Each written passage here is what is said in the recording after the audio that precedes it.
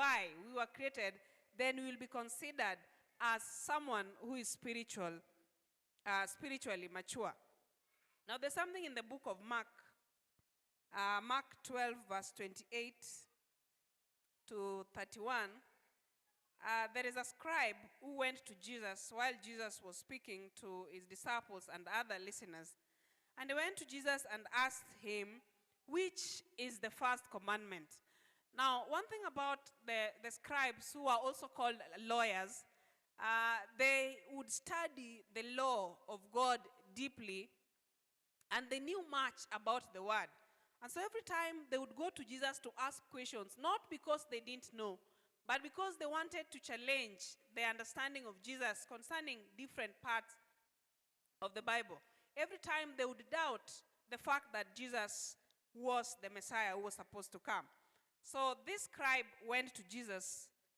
In Mark chapter 12, verse 28, it reads, and one of the scribes came, and having heard them reasoning together, and perceiving that he had answered them well, asked him, which is the first commandment of all?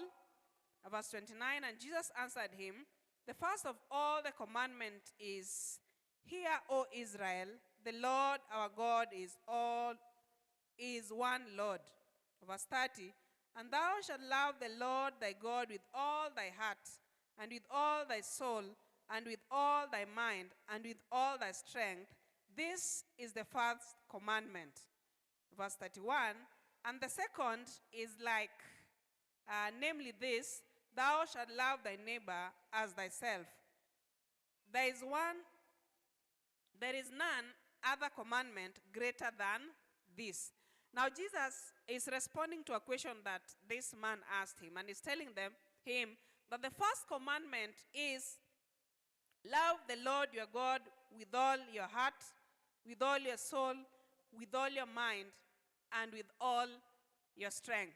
Now this is part of spiritual maturity. Now I want us to understand how to love God with all our heart, with all our soul, with all our mind, and with all our strength. Now if you connect with what we learned in the morning, that God created man in his image and likeness, the book of Genesis chapter 1, then sin came into the world through one man, Adam, and when Adam had sinned, the plan that was laid before the foundation of the world now was supposed to be put in place, and in the fullness of time, Jesus came and died a shameful death on the cross to demonstrate the love of God for humanity by desiring to reconcile back the world to God. Now when Jesus showed this love to us, then he expects us to extend the same love to our neighbors.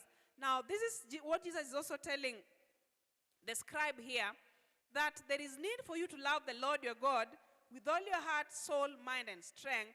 Then once this is done, then love your neighbor as yourself. So there are three things in the verses that we have read. There is love for the Lord. Then number two, there is love for self. And then number three, there is love for neighbor. Now once these three are complete in us, then we can be called someone who is spiritually mature.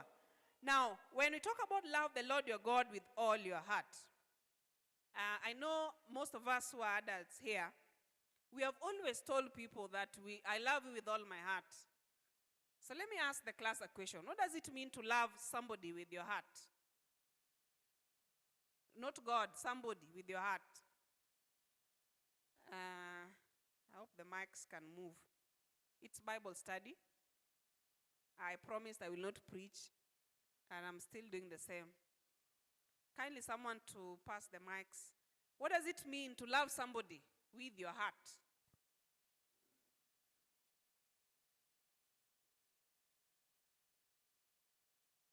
We have very senior people here.